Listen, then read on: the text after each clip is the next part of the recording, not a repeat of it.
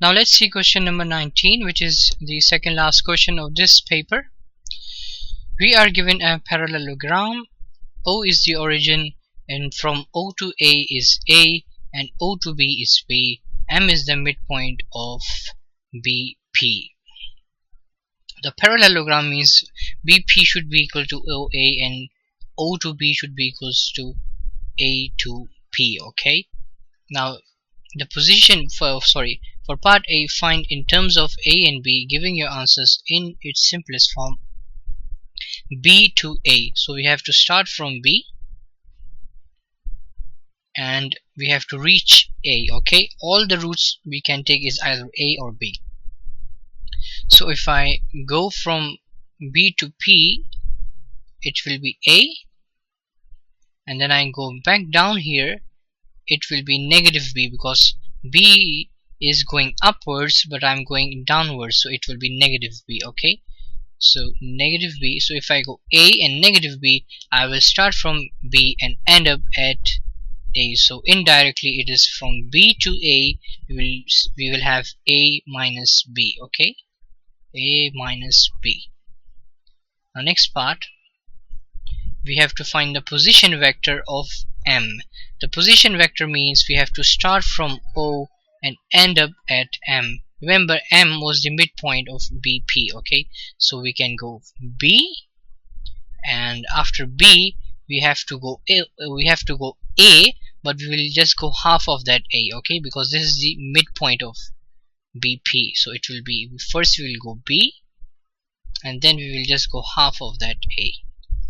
Okay, so in other words, it is saying that if we want to go from O to M, we should go B plus half A. Okay, so that's the route. Part B now, X is on BA, so that BX is to XA is 1 is to 2. So if we were to divide this line into 3 parts, this will be 1 part, and these two from X to A will be 2 parts out of the whole 3 parts. Okay, show that X lies on OM. Now we have to show that this point X, it lies on this line OM. Now if this part lies on this OM, then the line of OM and the line of OX should have the same direction.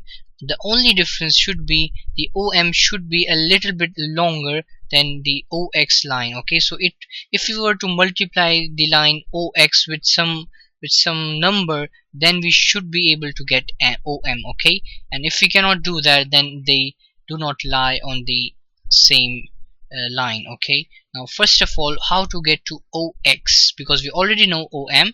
Let us see how we can go to OX. Okay, we already found how we can go from B to X, isn't it?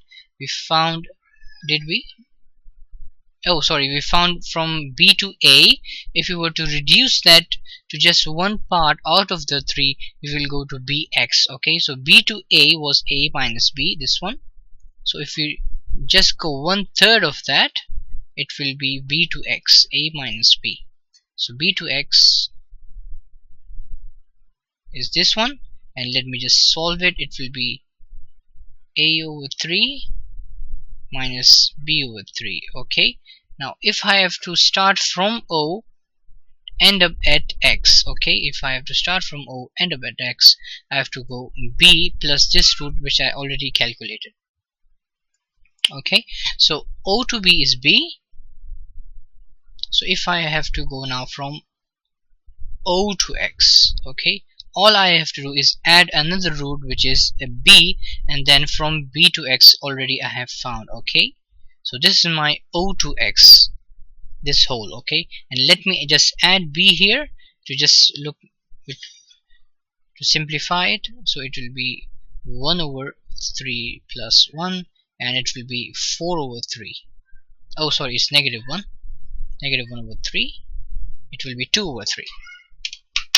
So it will be A over 3 plus 2 over 3b. Okay, now this is the direction of OX, and the direction of OM was this one, half A plus B and on the other hand OM was half A plus B.